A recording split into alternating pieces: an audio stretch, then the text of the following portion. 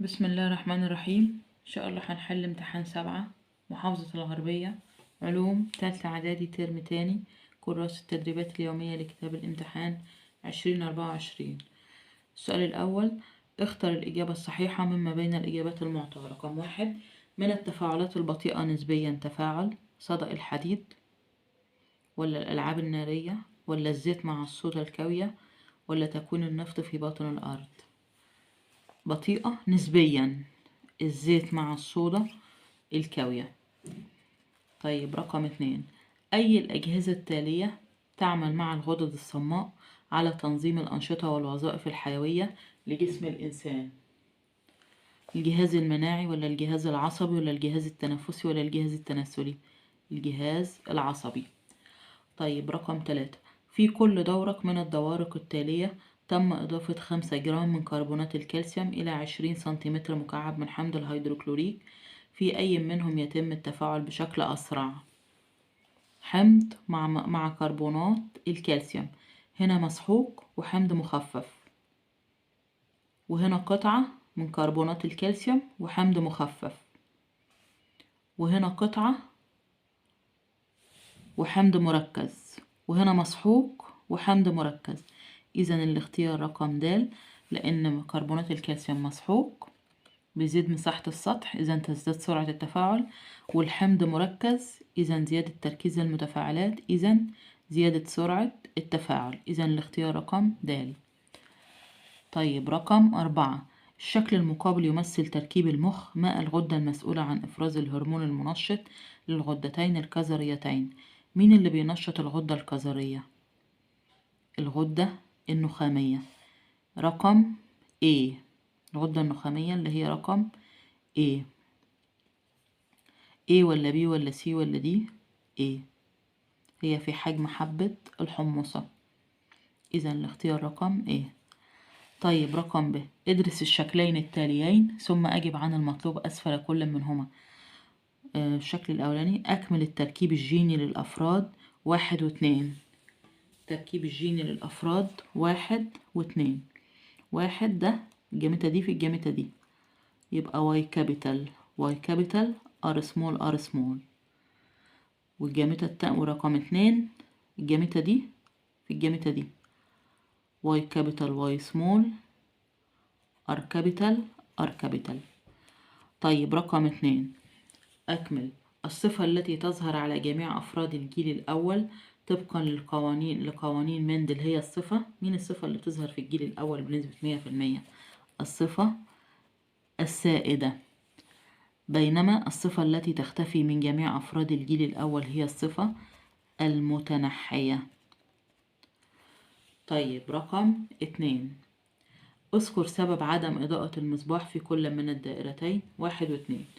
رقم 1: الأعمدة متوصلة صح، حصلنا في الآخر على قطب سالب وقطب موجب، يبقى توصيل البطارية صح الأعمدة، والمفتاح مفتوح، إذا ده سبب عدم إضاءة المصباح.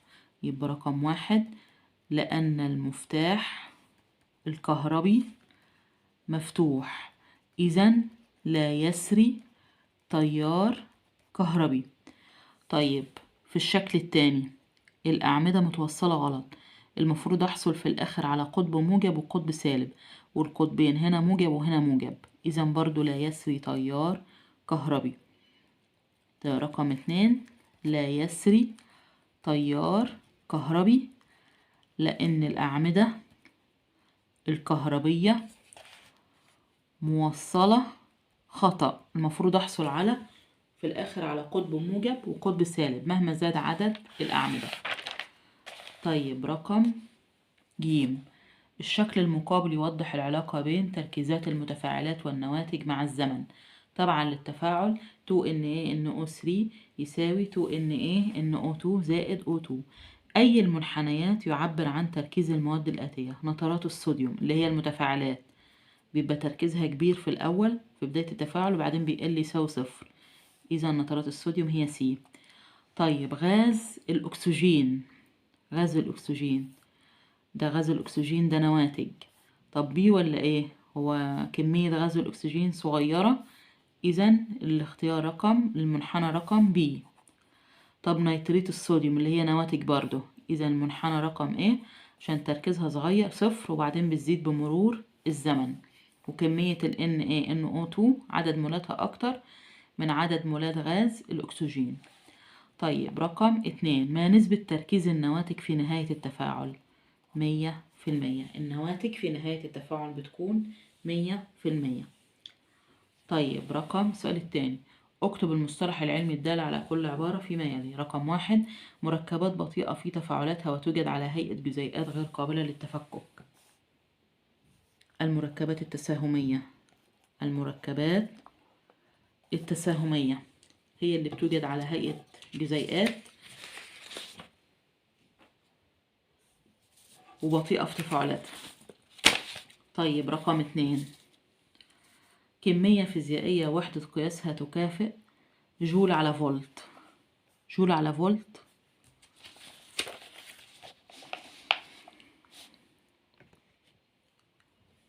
جول على فولت يعني الشغل على جيم.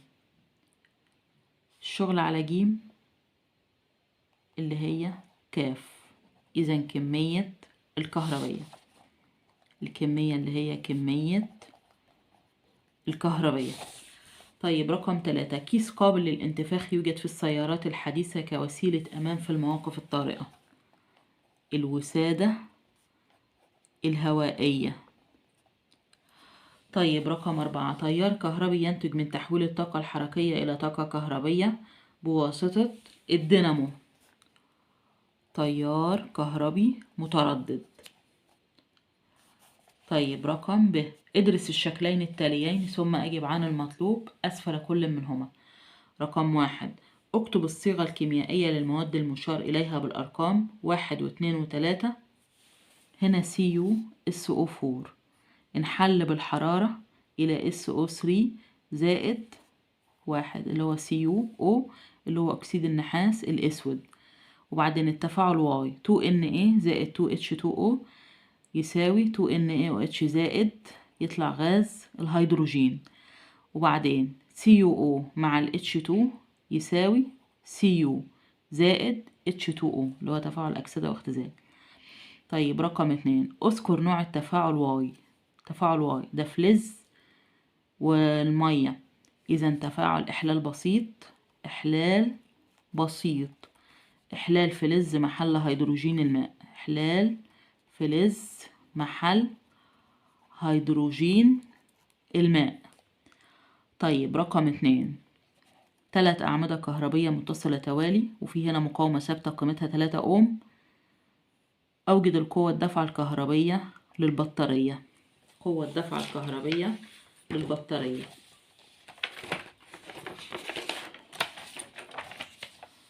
قوة الدفع الكهربية اللي هي قاف هتساوي نون في قاف للعمود الواحد، عددهم 3 أعمدة، وقاف للعمود الواحد 2 هتساوي 6 فولت. 2 في 3 هتساوي 6 فولت. طيب عاوز قراءة الأميتر. قراءة الأميتر اللي هو ت هتساوي، احنا عارفين ان ميم بتساوي ج على ت، اذا ت بتساوي ج على ميم. ج ب6 وميم ب3 هتساوي 2 أمبير. طيب رقم ج، من الشكل البياني المقابل ما الهرمون الذي يسبب التغير في تركيز السكر في الدم من X إلى Y؟ من X السكر كان منخفض وبعدين ارتفع لمستواه الطبيعي. لما السكر ينخفض البنكرياس بيستجيب ويفرز هرمون الجلوكاجون الذي يرفع مستوى السكر في الدم. إذا الهرمون الذي يسبب في التغير في تركيز السكر في الدم من X ل Y الجلوكاجون هو اللي بيرفع مستوى السكر في الدم. وما الغدة المفرزة له؟ غدة البنكرياس. غدة البنكرياس. طيب بعد كده رقم السؤال الثالث، استخرج الكلمة غير المناسبة ثم اذكر ما يربط بين باقي الكلمات. رقم 1 فولت على أمبير، كولوم على ثانية، فولت في ثانية على كولوم، وبعدين أوم.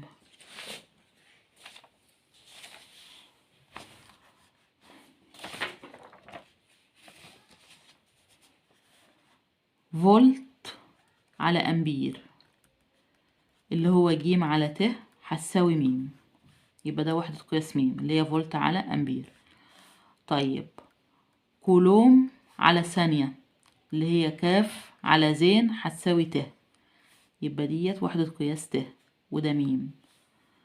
طيب فولت في ثانية على كولوم، ثانية على كولوم، فولت اللي هو ج، الثانية اللي هي الزمن، كولوم اللي هو ك، زين على ك اللي هو 1 على ت، يبقى ج في 1 على ت، يعني ج على ت هتساوي م، يبقى ده م برضه وده اوم. يبقى المختلف كولوم على ثانية عشان ده وحدة قياس شدة التيار، وده وحدة قياس المقاومة، وده وحدة قياس المقاومة، والأوم وحدة قياس المقاومة. طيب رقم 2 الفولتميتر، الأميتر، الأمبير، الأوميتر. مين المختلف؟ الأمبير، والباقي أجهزة تستخدم في الدوائر الكهربية.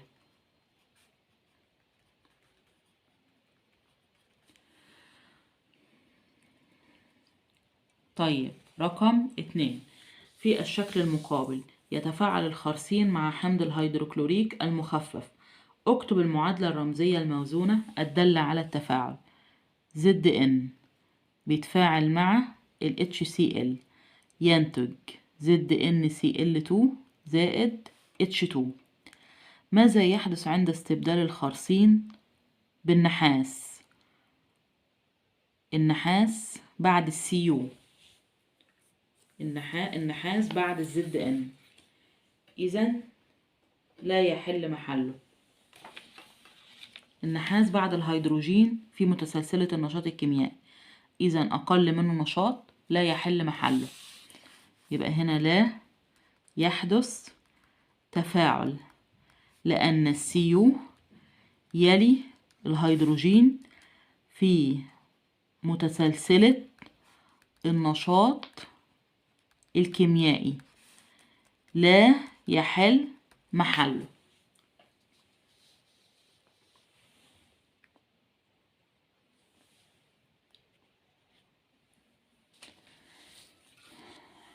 طيب رقم ب صوب ما تحته خط في العبارات الآتية. رقم 1 عند تلقيح نبات بازلاء أحمر الأزهار نقي مع نبات أبيض الأزهار ينتج نباتات جميعها صفراء. ده أحمر نقي مع أبيض نقي، الأبيض كده كده نقي لأن صفة متنحية. ينتج جميع الأفراد حمراء الأزهار. طيب رقم 2 في التفاعل CuO زائد H2 ينتج Cu زائد H2O يكون الهيدروجين عامل مؤكسد. العامل المؤكسد اللي حصل له اختزال، الCuO اتحولت للCu، قلت نسبة الأكسجين، إذا حصل اختزال، إذا هي عامل مؤكسد، إذا الCuO عامل مؤكسد منح الأكسجين. طيب رقم 3 عند تكوين الأمشاج في نبات تركيبه الجيني T capital T small R capital R small، فإن الأمشاج التي تركيبها T capital R capital تكون نسبتها 75%.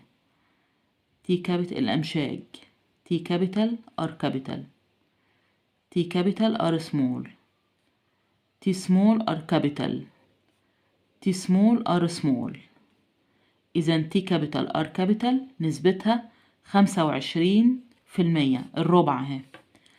طيب رقم 4 عند إضافة 2 جرام من عامل حفاز إلى تفاعل كيميائي فإن كتلة العامل الحفاز في نهاية التفاعل تساوي 1 جرام.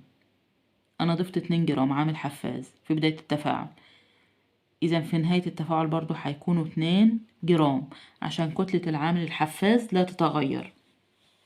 طيب رقم ج، وضح بالرسم كيفية توصيل 3 أعمدة كهربية. القوة الدفعة الكهربية لكل عمود من العمودين الأول والثاني 1.5، والعمود الثالث 3 فولت. للحصول على بطارية القوة الدفعة الكهربية لها 6 فولت. عمودين 1.5 و1.5 وعمود ب3، عاوزين بطارية 6 فولت، يبقى هنوصلهم ال3 توالي، ده 1.5 وده ب1.5 وده ب3، يبقى إذا ق هتساوي 6 فولت. طيب بعد كده عاوزين بطارية قوتها 4.5 فولت، هنوصل 2 توازي اللي هما ب1.5 دولت مع 1 على التوالي، ده ب3 وده ب1.5 وده ب1، يبقى دول كده ب1.5 وده ب3، إذا ق هتساوي 4.5 فولت. طيب بعد كده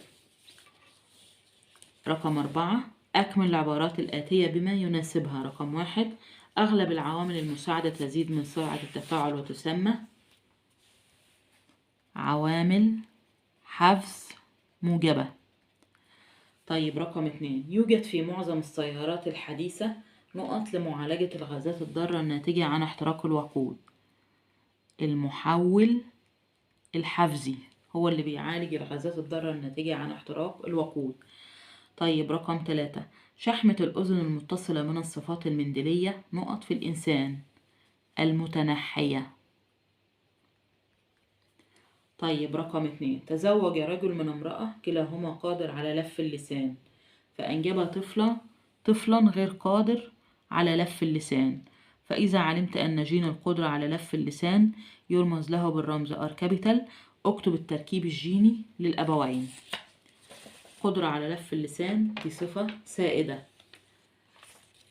تزوج رجل وامرأة الاتنين لهم القدرة على لف اللسان، ونتج طفل غير قادر على لف اللسان، إذا الآباء كلاهما يحمل الجين المتنحي، جين عدم القدرة على لف اللسان. إذا الأب R capital R small،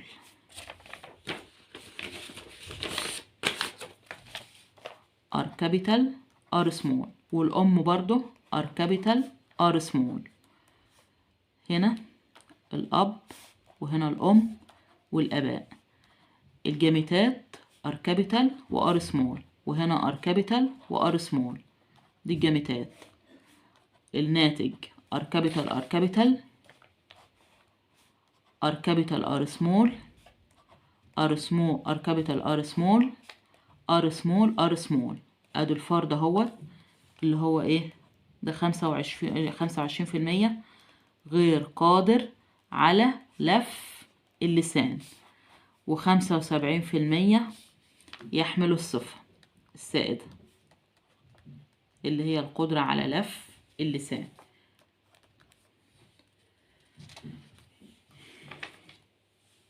طيب رقم ب، ضع علامة صح أمام العبارة الصحيحة وعلامة خطأ أمام العبارة الخطأ. يظهر الجين السائد أثره سواء كان مصحوبا بجين سائد أو متنحي. صح، يكفي لظهور الصفة السائدة جين واحد سائد.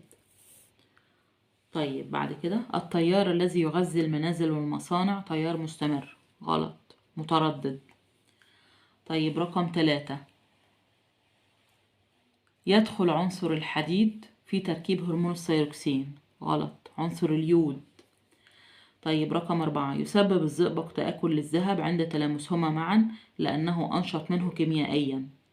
صح، لأن الزئبق قبل الذهب في متسلسلة النشاط الكيميائي، أنشط منه يحل محله. طيب بعد كده، الشكلان المقابلان يوضح الأعداد الناتجة من تزاوج نباتي بازلاء كلاهما طويل الساق. اذكر التركيب الوراثي للآباء.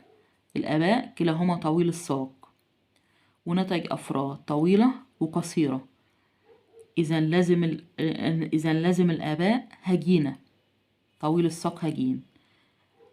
إذا الأب تي كابيتال تي سمول، والأم تي كابيتال تي سمول.